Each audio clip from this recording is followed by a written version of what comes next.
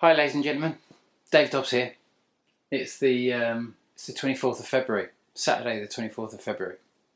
I'm in Glastonbury actually. I'm sort of up here with my mum. I was sort of like, ironically, 24th February, 24th of January, sorry, 1 month ago. Do you remember 11 days before that, in my last video, I'd said in 11 days the Dobbs timeline closes if there's no real evidence of Planet X passing at that point. I mean, we'd had other things that had occurred, which I'm going to go through in this video, that could have been evidence of a flyby. But in my opinion, we hadn't really had the evidence I was looking for that would be tangible enough for me to say, yeah, that thing flew by. And then, of course, we got to the 23rd, 24th, and we had the massive, great earthquake in Alaska, which was an 8.3, downgraded to a 7.9, but nonetheless it came with a massive tsunami warning. And I think much of America woke up to the fact that those who are watching this and watching this timeline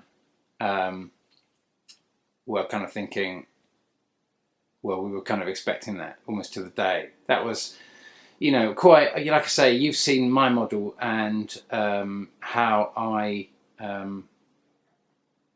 kind of map this out, and my 200-day cycle and all the rest of it. So what I want to do now is I want to bring in some new shots.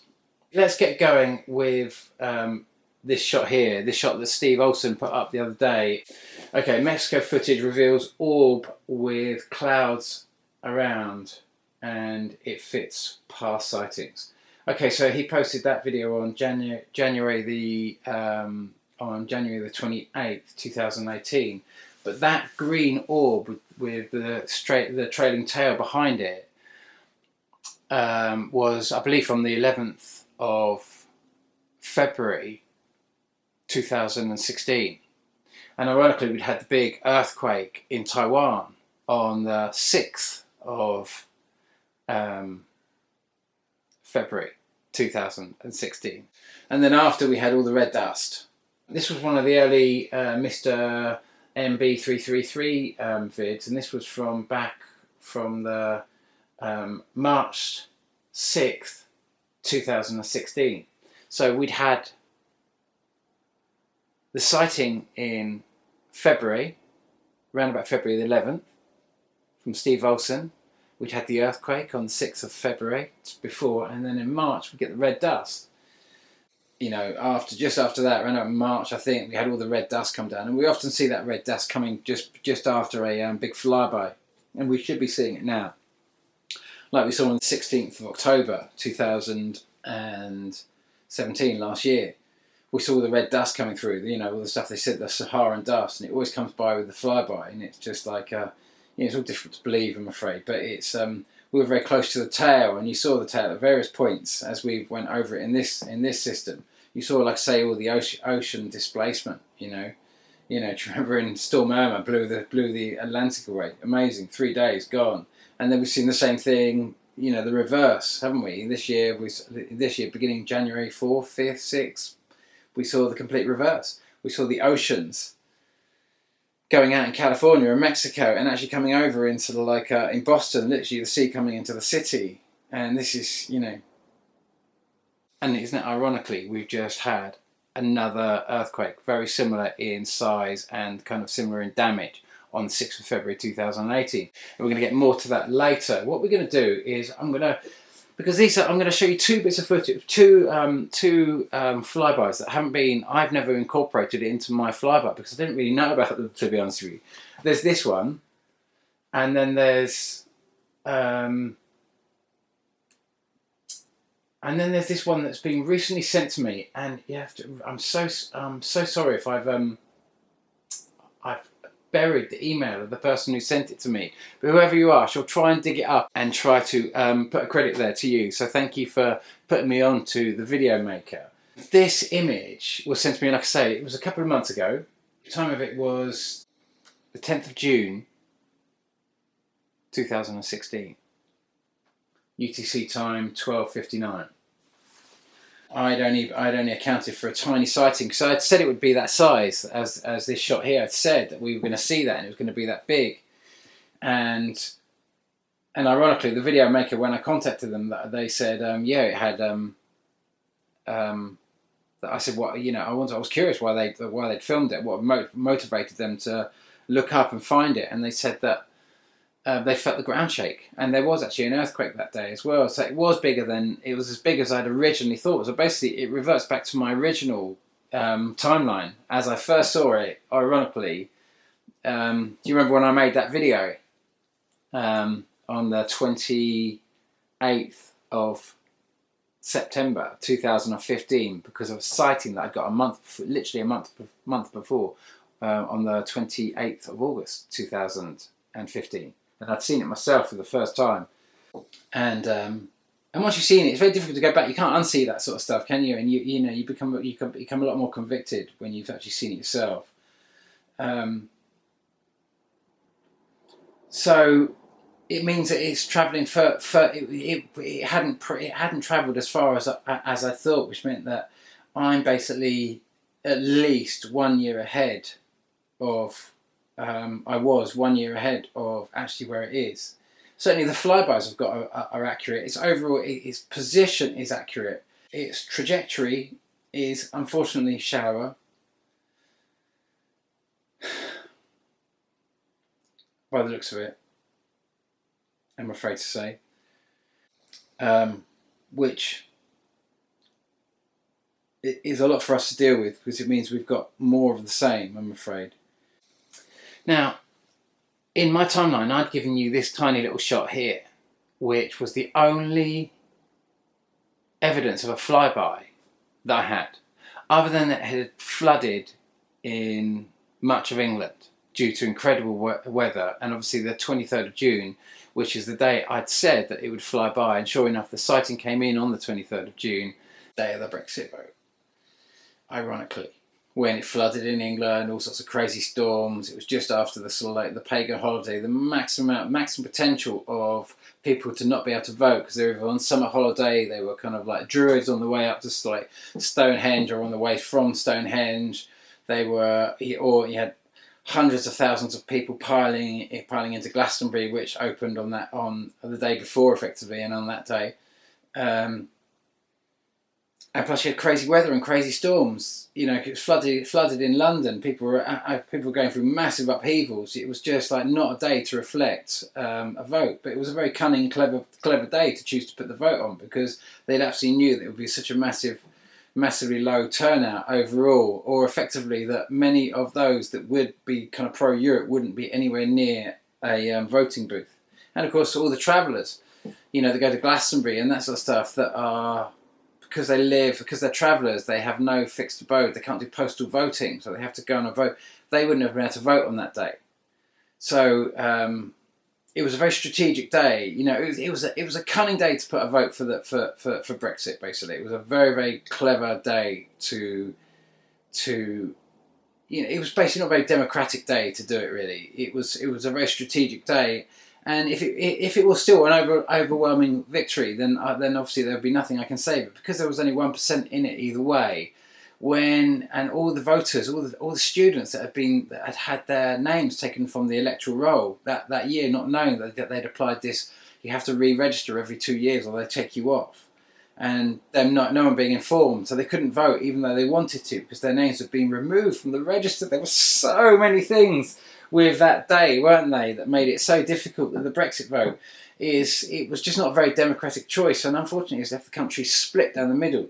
And I'm not trying to change the track of this, but you can understand that for me, I didn't think we'd get to a point of this election before the flyby, and it seems that we are, and for us that's a great deal of fortune, because it means I can get involved in that. And I will get involved in that, because I don't believe, in my country, I don't believe that's legal. And I think a lot of other people are saying, oh yeah, Brexit's brilliant. And I would still like to know where, what you've got lined up, which is going to be so much more fantastic. And why Europe's got the blame for everything, you know, and what this is all really about. Because I think breaking up Europe right now is a very, very dangerous thing. Because really, you have to ask, why is Europe such a problem? as I'm understanding it, from the message I'm getting from my kind of communication with my divine space, is that the vote is not recognised by the heavens, which means that if the country is truly not with that, and it's a deception, and that really, if there's enough effort on your side, you will be able to change that result, but you'll have to want to change it. And all I can say is, all of those of you who voted for Brexit on that day, are you clear where you want to go? Is there a real clear, are you sure that Europe done it? Are you sure that Europe done it? Because I've decided after this kind of I've done my flyby thing now. I'm going to give you, I'm going to keep you updated with the data and that sort of stuff, but I just wanted to bring this data in it, really, and I'm going to start taking this year much more to kind of because when there's an election coming up, I can get involved. But once I believe that Brexit vote it's not, it might be legal, but it's not democratic. And because if it was overwhelming, if it was still if it was massive in favour of leaving, and there was no kind of evidence that this was a little bit cunning and clever. I mean, it was a very intelligent way of holding the vote on that day, and a lot had gone into planning and strategic kind of blaming Europe for everything. And then you had Tony Blair representing Europe, the guy that's sort of and everyone's just Europe done it with Tony Blair. And it was just no, Europe didn't invade Iraq, that was Britain. I know you put Tony Blair up and say Tony Blair's pro-Europe, so you can kind of blame Europe for everything that Tony did. But he's being financed by people who want you to hate Europe, and who better to make you hate Europe than Tony? Because he is one of the most, let's face it, because of the Iraq war and starting this whole mess in the first place. The weapons of mass destruction and all the rest of it, the same thing we're hearing with Syria, same thing we're hearing with sort of North Korea, it's the same old kind of game, anything to start a war. And it's very easy to use Tony Blair and pay him lots and lots of money and be our representative of Europe and say, we've got to stay in Europe, it's vital for the war on terror. And you're this isn't working for me. Just trying to understand, and if we're all going somewhere, then I think we should all just be a little bit more open about where we're all intending to go, because no one has still discussed this, what we're all going to do when we leave Europe, where we're all going. Everyone's packed, waiting to go. We're we're going, and everyone's where? And we're no one's actually said yet, have they? But okay, so when I've seen this sighting anyway, you realise that I hadn't had this sighting on, what was it, the 10th of June. That has obviously just been recently sent to me. It changed everything, because there was obviously an earthquake on this day. It was like the earthquake on the same time as the big flyby. You remember I said it would fly by on the 25th of January 2017, and then we had Trump's inauguration on the 21st, and we had it appear over Mexico, and it was absolutely massive. 4 days before I said it would be due, but so I'm not always absolutely spot on. Sometimes I'm a few days out here and there, but pretty much it has this accurate sort of flyby, and it had a massive earthquake at the same time.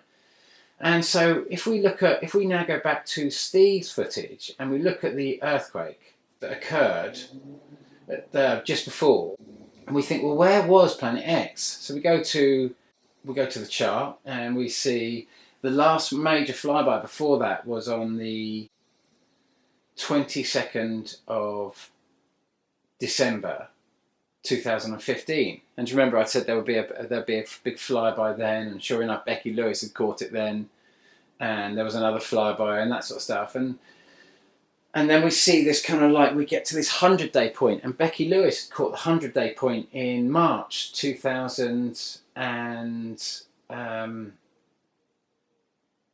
when would it have been? It would have been, I think it was on the 29th of March 2016, and we saw the two of them flying by. We can understand that where we see it on the every 200 days on the 12 o'clock position, the furthest point away from the sun, suddenly we had this other point. We were seeing for the first time there was evidence that the actual dwarf planet itself was on a clean and clear exit trajectory, because we were seeing the cycle that had been close to the sun, and now the whole system was moving away. So it meant that not only was the system moving away from the sun, but I'd assumed it had crossed the ecliptic round about early November 2015. Now I'm realising that the 22nd of November 2016 was when it actually crossed the ecliptic. My original calculation from my first videos back in that first video I made, ironically, on September. I remember all these dates because obviously I plot along these things, and this thing moves so mathematically perfectly. We have this perfect pattern, and that's why it's so easy to calculate.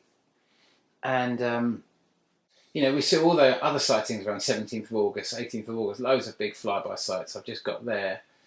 By the way, we've got these two shots here, both from Nigel's View on Things and Jeff P, both on the same day, posted a video, saw the eclipse. I believe it was around about the 13th of October, which was just before the 16th of October. Do you remember that we had a new video maker, Planet X Hunter, and we also had, around about that time, I think Earthly Patriot. How long Earthly Patriot's been making videos, I don't know, but she got an amazing shot. We had lots and lots of people all across the country getting that shot of two suns and the red dwarf planet that looked just like that scene out of Star Wars, didn't it? That Pink Floyd put on one of their record covers. And obviously we've had some very recent flybys just lately. Who is it? We've had Turkey Report, showed an epic shot on the 11th of February. This was an excellent shot by Seven Spalding, exactly what I'm expecting to see. Look at that. Because we're just coming to view of it now, and right up to the 1st of March and a little bit beyond, you're going to get epic views like this, but that is Planet X going by. That's it. Believe it or not, I mean, it's exactly where it's supposed to be. We're going to start seeing that red dust more and more now, this red dust in the cloud as it comes through, and we should get quite a big dose of it, and maybe a bit of debris. But we already have seen, we had that big fireball in Michigan.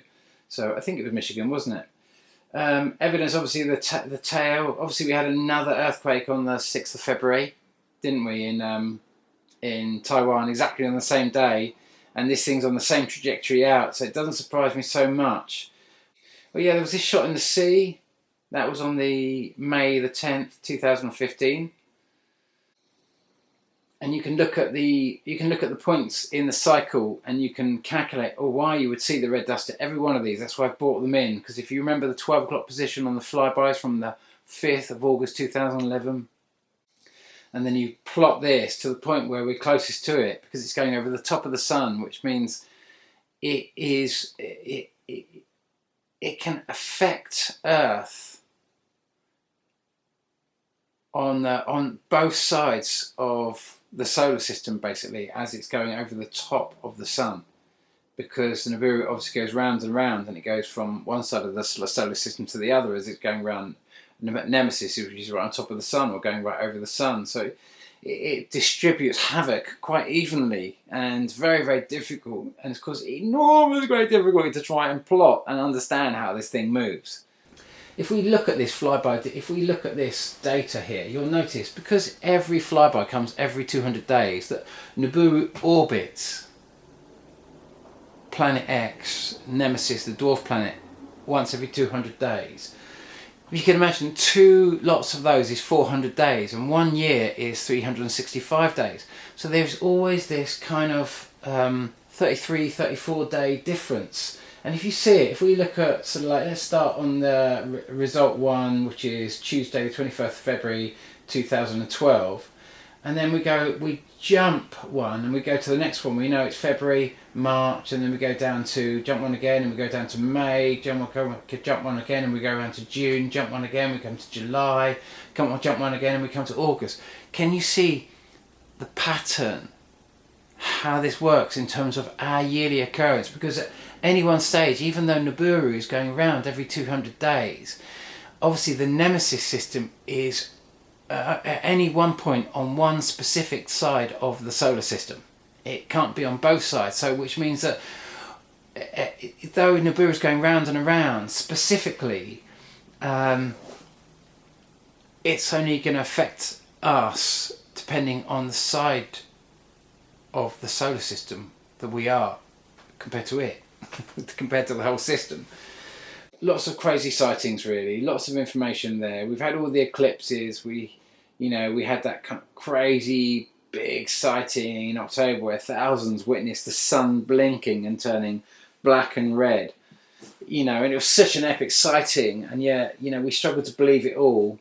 I don't know why, and so, there is some merit into some of these things that I'm saying. And then on the 6th, obviously, all the oceans go out and everything else like that. I mean, I don't know how much evidence that you want for it. It depends whether you want to see it. I put this image up. Do you remember? This was on the 6th of Jan, this kind of strange, anomalous kind of thing. But you can see there's something there distinctly, and you can see whatever's in front of the sun is trailing some kind of tail behind it that's producing a lot of light. That is, and then just after that, you've had Jeff P again posting a video about another eclipse.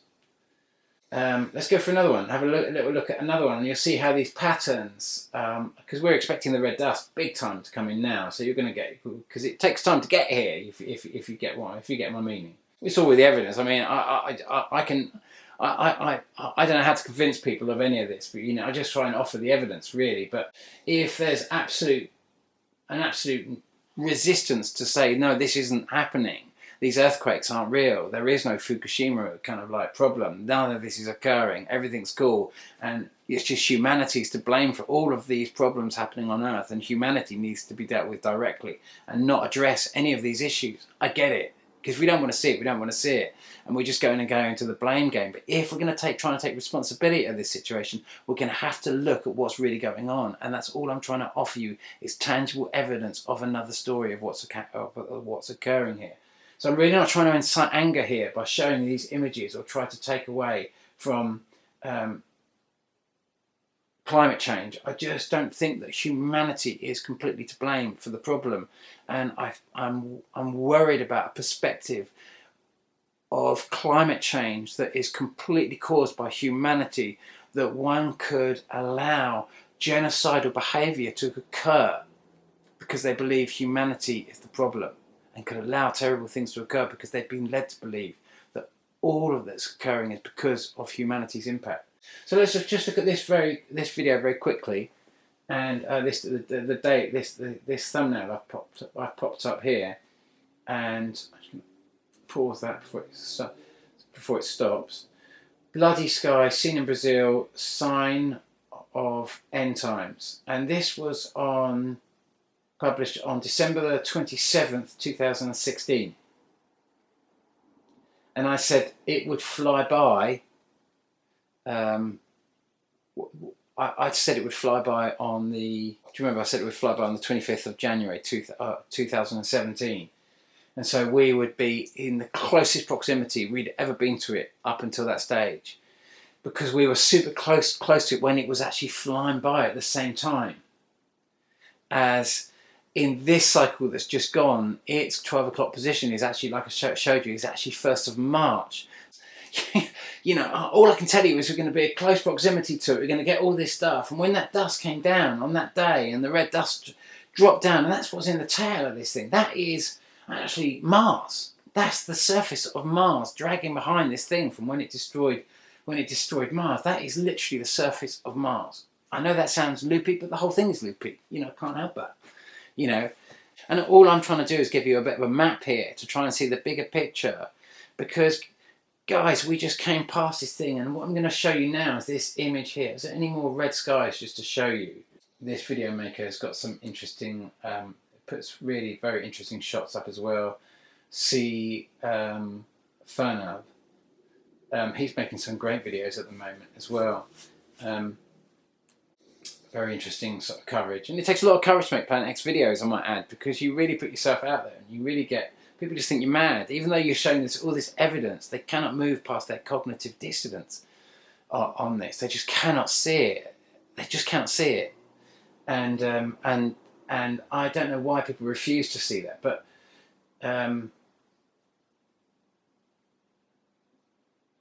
it's it is what it is, isn't it? It is what it is. You know, people see it in their own time.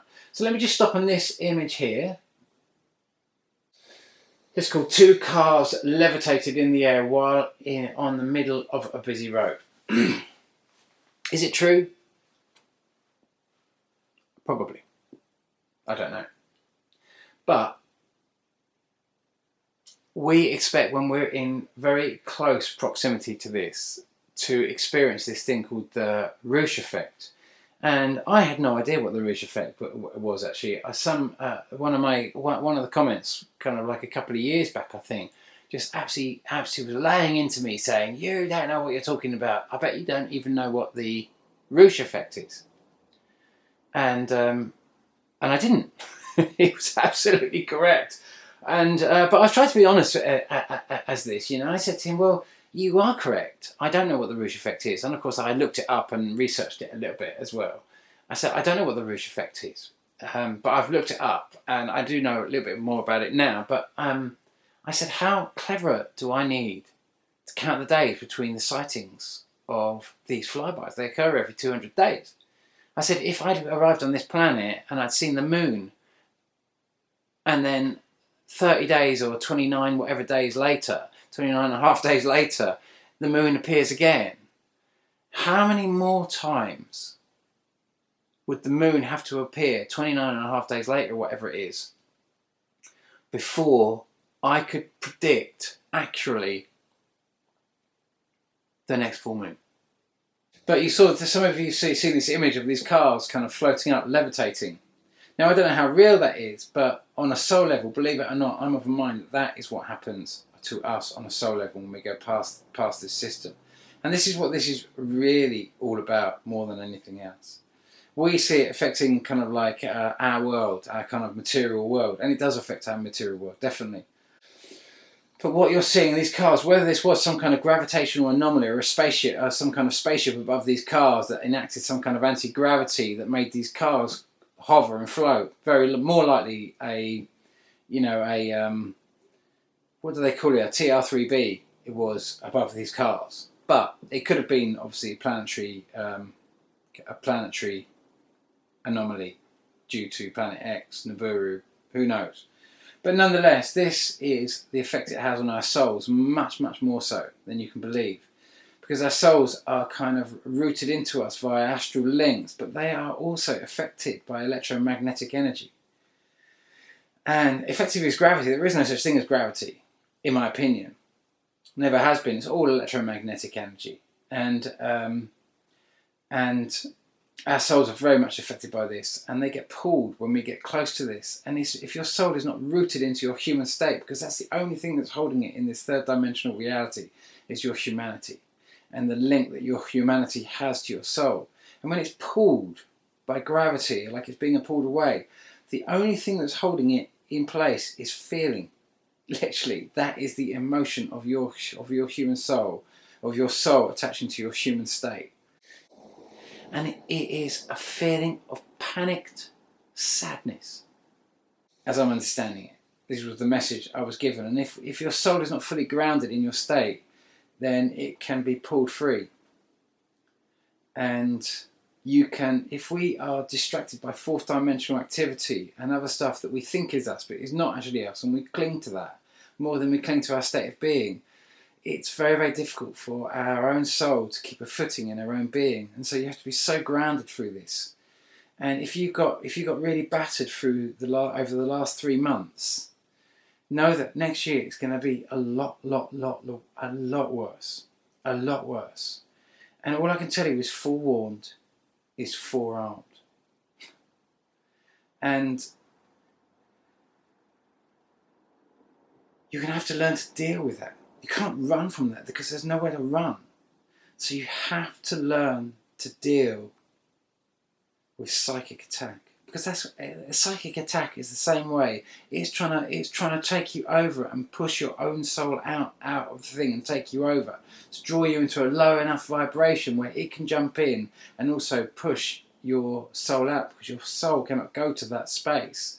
It will not join you in that lowly vibrational space. It cannot go down there. It won't go. And so when we go through these gravitational anomalies, our souls effectively have this experience as if they're being pulled from us. And so we feel that in great depression. And we've got to charter a journey through that. And there's no easy way to do that, other than by moment to moment existence, moment to moment. And really, that's the truth of all type of shamanic practice, where you are at risk of opening yourself to some kind of psychic attack, where something is going to try and enter into your psyche and thus enter into your kind of like into what you would consider your space and become a dominant force in your own kind of like in your own psyche, have a narrative within your own psyche. And that's what psychic hack is all about, to take someone over, to possess them. You're not really possessing them, you're bringing a psychic feed, an influence into them, which is a thought-based feed rather than a feeling-based feed. And we get confused about who we are, and we think we are those narratives in our heads. And so you have to track your intention moment by moment, especially if you're getting angry thoughts or jealous thoughts, or you're getting all sorts of different kind of like sad thoughts. Sadness is good. Even though you don't like it, it means you're there, you're present. If you can feel X marks the spot, that's sadness there. That is your gravitational center. You just don't run from that. Don't try and take medicine to suppress that. That's the X. That's where the treasure lies. That's the point of contact between you and your highest state. So you don't want to mess with that. You don't want to suppress that. But you don't want to be sitting at the door of that sadness perpetually in a kind of state like you just want to take some Prozac or suppress that. You want to go through that. You want to go through that. That's just a door. And so that's the door you want to traverse. And so you don't want to be scared of the sadness. You want to embrace it. So if you're scared of loneliness, and you're feeling lonely, you're feeling angry, you're feeling everything like that, you know, think you're feeling angry towards someone, just remind yourself, what am I doing right now? I'm not killing anyone, I'm not hurting anyone, I don't want to do any real damage to anyone or anything. And just remember, you're not doing any harm to anyone, even with these horrible thoughts. You can think about some of these thoughts and think, oh God, thank God I don't act on these nasty thoughts. Because don't forget, when you're saying that and something is in your head offering a narrative and they can hear what you're thinking because they've hacked into your system, you are also in their head as much as they're in yours. So it's a two-way street. And the ego hates it when you direct a narrative back at it, which forces it to consider itself. It backs out. It hates seeing itself. It was offered a new world order a long time ago, and this is its new world order, the thought narrative in your head. That's the nearest thing. It gave up its physicality to be a thought in your head because this was the new world order it was promised. And unfortunately, those in our world that are following this new world order are following the same stupid narrative. They do not realise the preciousness of the planet they're on. They do not realise the predicament they're in. But nonetheless, this is Nibiru and Planet X are a regular cycle, and this is a regular occurrence on this earth. It occurs every 400 years. And it has done for time immemorial, in my opinion. And I can offer enormous evidence to that, I believe. But and I've done that in many of my other videos. But rather than that, I just want to really sort of stay on the tracking that intention to a place of power, tracking, because I obviously I can talk about these reptilian overlords and everything else like that, how we see it, and many of us have different opinions on that. Our protection on this plane from this dwarf system does not come from those within the Atlantic. They have been running from this. And I know that's impossible to believe, as so much of the Mars thing, as so much of the Planet X thing, as so much of any, we're just in this situation. But unfortunately, the evidence is just too overwhelming for that now. It's just way too overwhelming for that, and it's the elephant in the room, I'm afraid. Well, the elephant in the room is actually elephant moraine, the Martian meteorite found in Antarctica, and it was, this 4.8 billion year old,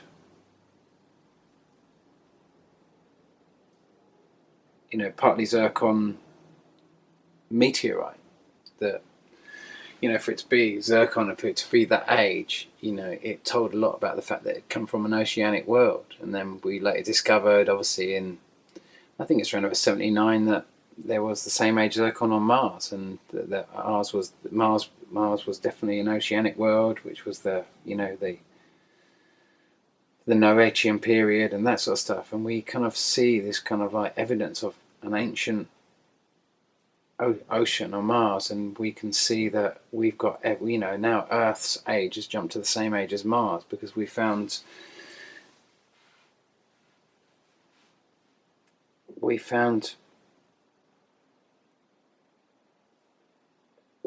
geological evidence that supports life on this planet to the same age as Mars. We just can't imagine that we can be looking at actual samples of Mars on Earth.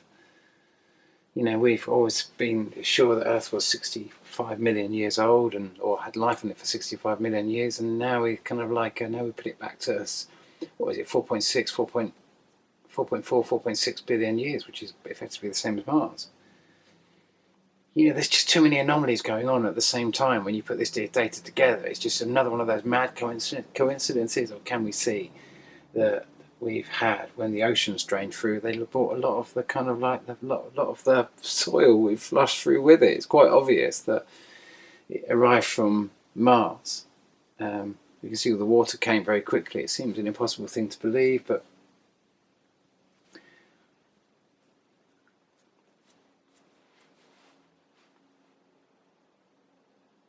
we are waking up to the planet that we live on, and what else lives on this planet, and what has been dominating us for a long time. And we have the chance now to make much higher connections in the universe if we want to, and touch new incredible levels of not just technology but emotions, to reach much higher frequencies again if we wish to open that door. And the subversion will try to open the door of war and negativity and low vibration, and we're going to have to really work, and we will be assisted if we want that assistance. Fundamentally, when we're dealing with the basics of this, all we're talking about mind hacks into the human psyche, ego hacks into the human psyche, where we're carrying all this nonsense. And these are the doorways that it gets in when we are vulnerable. And that's why you see, we had our 3 days of rage, obviously, when we went past this stuff. Many of you have experienced it. We were very nearly went to war. We very nearly are at war. They're trying to do everything they can, but we're past it this year. We're past the worst of it this year. Now we go into a bit of a numb state now, because we're all in a bit of a head shock of what just happened. No one can quite believe it. It's like, when you see the face on Mars that was beamed back by one of the rovers. I'm not too sure which rover it was, but this image recently. We have to believe. We can't believe there was life on Mars. We can't even go beyond microbes on Mars with our current belief kind of frameworks of how our beliefs work, how our cognitive dissonance works. So we can't believe that's a face on Mars. If we turn it upside down and we see the ball here, we can't believe there was balls on Mars, that Noah could have come from Mars. The Noachian period that we call kind of the days of Mars came from Mars. We can't believe any of that. Even though it's so obvious. Got the evidence of all the water came. It's the most corroborated testimony of our ancients. outside of Planet X and Nibiru. it's the story of our world, and yet we just can't see it. We are in a point where we are hard up against our cognitive dissonance. And the reason I wanted to show you this image of these cars floating is because, number one, we can't believe it. It's as mad as the face on Mars, as mad as the tank on Mars, it's as mad as all the rest of the evidence, the stuff we can't believe, even though it all just piles up and it shows us this one big picture. We're expecting the Rouge effect to occur where gravity is cancelled between two objects of massive gravitational force. And the gravity starts failing on one of them when another object starts getting near. It starts happening with the moon, doesn't it? And the oceans start rising. And then when this thing flies by, it pulls the oceans all over the place. And when we go past, obviously, Planet X, it pulls the oceans all over the place. We have to sweep all that under the carpet. And at the moment, the official story that what's causing all the cancer on the Earth is the Volkswagen Passat. Not Fukushima. You sweep that under the carpet. That doesn't exist because the news don't talk about it. That's not happening. It's all just the Volkswagen Passat, which is an attack on the euro to try and destabilise everything, because clearly you're going into something. You're going somewhere at the moment. For Britain, we're being invited into something. You don't know where you're going. But what we're going to try and do is they need you to be away from any democratic process, because this is NATO-led. And, from the American side, America look across the Atlantic and they think Britain is kind of NATO. And then Britain, Europe and all the other NATO members look across the Atlantic and think America is NATO. It's like a North American Treaty Organisation. Of course, it's the North Atlantic Treaty Organisation. And no one's really been completely aware that NATO is our reptilian overlords that reside in the ocean, that trade the intellectual property, that drives all this whole mess. And what is really driving this world, the value of the US dollar, is not really there's no value to the US dollar. It just drags it's just driven by speculative based value, and the only real value, the only thing that drives its value, as always, is the gun under the table. It's a threat of perpetual war that drives everyone to be forcing everyone to. And you saw what happened with North Korea, and North Korea have got this are always under threat from these THAAD missile systems from from America, and of course now the Chinese have just gone and cancelled the THAAD threat by producing a weapon that will knock out kind of the equivalent of the Patriot kind of missile systems, the whole kind of the Iron Dome system that Israel uses, which is no doubt kind of consists of American THAAD missile, THAAD kind of like protection, these missiles that knock out missiles. And now China have developed a system that knocks out missiles, and no doubt this is just going to get faster, and everyone's cancelling everyone else's technology. And this is exactly what I said would happen in Laughing Gas, that you'd end up in this situation where all the technology would cancel all the technology. There'd be no winning forward movement of war. You wouldn't be able to start World War III. It would be cancelled. You'd hit a brick wall on every front, and you'd have to go through this economic change that you come to. And so I want to leave you, even though we've come a long route round, I want to leave you with just Planet SpaceX project. That we're told it's also about Mars. And just sticking my shoes on here, excuse me, because I'm dashing out the door. But which is about Mars, and it's called SpaceX. Obviously, it's about Planet X. They send a car into space. You look at the original thing they sent up. The dragon, clues in the name. Understand. All the investors, they have one interest and one interest only, and that is Planet X. I think that's what this is all about. And you look at the car went up into space. It cost 90 million to send the car into space, and it shows this image of this red and this blue thing. And we know it's very difficult to see when you're very close to it, because no one really understands why it is, and that's why that's why they're sending the satellite to. Remember, out to the New Horizons, out to the Kuiper Belt, to get this kind of faraway look at Planet X. Which, this is one from one of the New Horizons team crew. It says, "We can take pictures of Eris, even though we're further from it than we would be if we had stayed on Earth." John Spencer, New Horizons team member said in an interview with The Verge. But we're looking at it from a unique angle you could never see from Earth because Earth's so close to the sun, Spencer added. And you can see here from this shot of Planet X, it is very difficult to see. It is very, very, you see it spinning here, you see it turning here, the car's sent into space, it's got a camera in it. 90 million to put a camera into space, basically. So they probably have other things in the car, they've got other technology going on that they're not telling us potentially.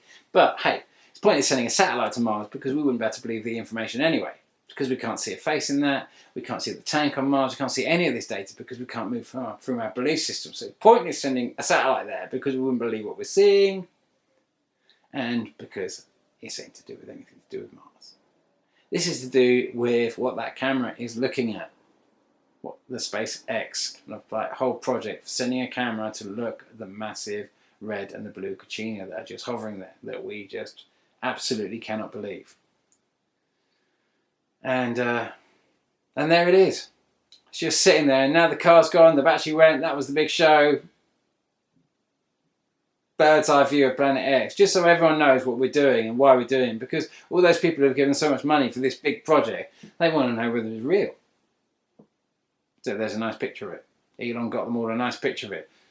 And just to prove it, the car's just gone. They're saying it's not even going to get to Mars, it's just overshot. It's just overshot. Do they care? Is this really anything to do with Mars? Really? SpaceX? Dragon? Amazing picture of Planet X, wasn't it? Just sitting there. No one can believe it. Like I say, there it is. Oh, it's a land flag. It's a land, so there is no evidence. And there it is. Staring at you. That is confirmation for all of those who are seeing what's going on and they're recognising that we've got a serious problem and these two spheres that always seem to be exactly the same size they look massively, they look the same size, ironically, always. Maybe they are a lens flare, but I don't think so, because one of them seems to be rotating. And that's what they are, that's what they look like. They have this odd kind of haze to them, like you can almost see through them. And that is how they appear. And it's almost as if they've got some kind of cloaking protection around them that makes them very, very, very difficult to see. It's like a shield that goes over and protects them from us, that they're screened off behind something that we cannot comprehend. And they wanted to show us this. And that's what he's shown us. We struggle to believe it. But, there it is. The red and the blue Kachina. That's what this is all about. You've seen it all now, guys. You've seen it all. The evidence is overwhelming. How you're going to charter through it next year is you're going to try and learn from all the things you experienced this year and try and get a support mechanism ready for next year. You can see all the points that this is going to affect you now. All of you video makers out there that watch my video that have been piecing this together with me, you all know what's going on now. You're all prepared for this. I mean, like I say, it's the psychic preparation that's going to be the hardest part. The third dimensional kind of like material world that's going to be affected that's going to be difficult. But this is going to be the hard part. So, all the love in the world, my friends. I know it's been another one of my crazy videos. I hope it's helped a little bit. I feel like we're through it. I realise that we might have a few stray hitchhikers that we've picked up from the tail of Nibiru.